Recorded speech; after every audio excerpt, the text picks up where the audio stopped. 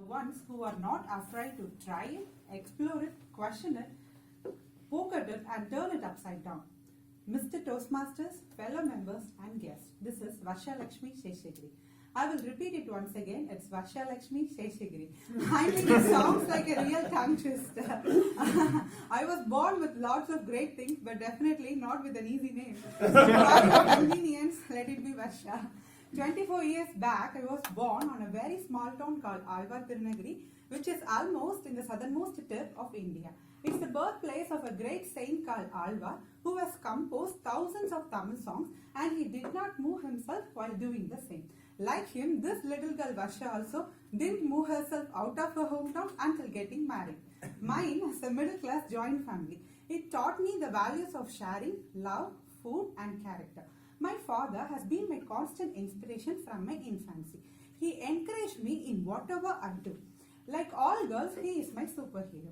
My mother taught me how to be a super independent, strong and bold girl from her being. And my only elder brother taught me how violent sibling rivalries can be. As a kid, I used to be a super curious, studious and a talkative one. During my schooling, I used to participate in each and every competition that happened in and around my school. I accustomed myself mostly out of my classroom attending one or other competition, but I was stupendous in my academics too.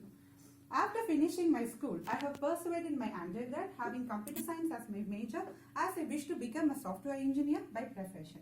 I did not know then the quality of being mischievous existed with me. I can still remember the day like it was yesterday. It was my computer networking class in college. I was searching for a pen from my friend's handbag. I found something strange inside the bag. I thought it was supposed to be a spray, and I took that out. Yeah, that was a spray. Not a deodorant, but it was a pepper spray.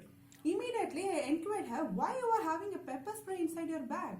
She explained it to me that she had to walk all the way alone from the railway station to her home, which is a very secluded place, and so for safety purpose she bought that. I became curious. I asked her, have you tried it with someone?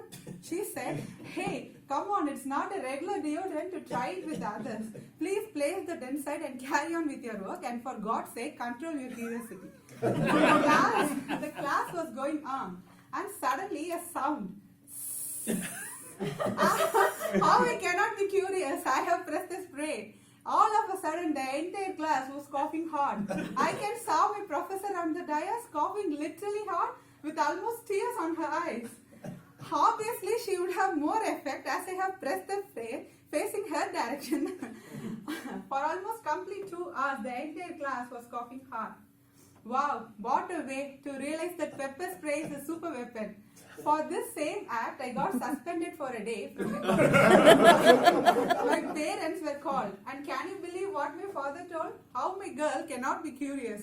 Thank God I suspected something even more serious.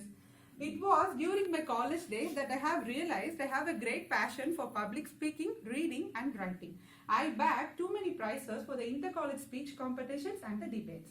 Naturally, I am more interested towards politics and debate shows. Even now, I used to discuss politics with my dad than anything else. After finishing my undergraduation, I worked about a year as a software engineer. It was the very first time I stepped out of my hometown. Giving you a little cultural background detail, a girl needs to get married soon after finishing her graduation in her hometown. It was my dad who sent me to the workplace as per my wish. He wanted me to have some real life exposures and to come out of all my comfort zones before getting married. And that worked. Actually, I understood real politics only after my employment. And one fine day, my grandma started a talk about my marriage. They convinced me that it will take lots of time to find a groom, and so it's better to start by then. No, destiny came into action. The very first alliance got worked out. Can you believe me and my husband met each other a day before our marriage? Yeah, we did. Our parents made us to talk over the phone. He was in America by then, of course, even now. And our engagement was supposed to be a FaceTime engagement. 9 months before we got married, and my marriage brought me here to the United States of America. I'm really exploring this new land. I'm really enjoying this phase of my life, and my husband and my in-laws are making me to try out all my little crazy wishes here. What I have been up to here? Oh wow, that's a very nice story for my other day. Over to Mr. Toastmasters. Thank you.